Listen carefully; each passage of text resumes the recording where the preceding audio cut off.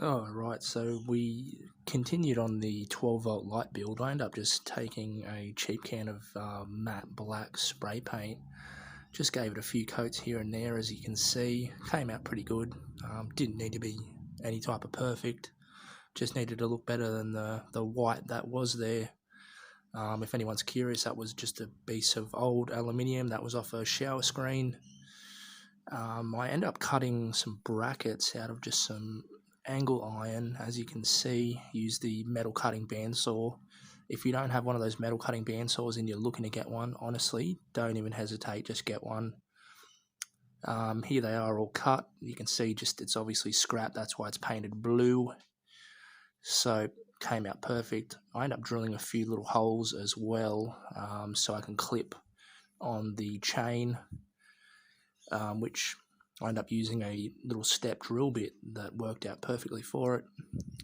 Here it is all just pretty much wired up. Used a few little M2s to screw all that in.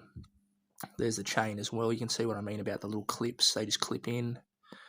They just clip up there just to the steel rafters or whatever you want to call it. So I'm going to try to go with that matte black industrial look all through. So far it's actually looking really well, and everything's worked out really well.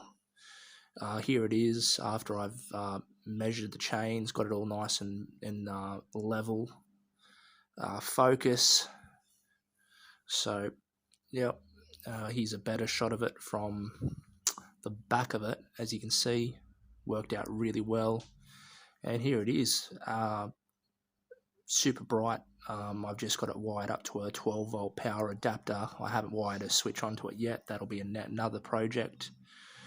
And here it is, obviously, with the toolboxes on, toolboxes off. So you can see the massive difference. Here is another little clip inspired by a YouTube video of an electric scooter that apparently hit 100 miles an hour.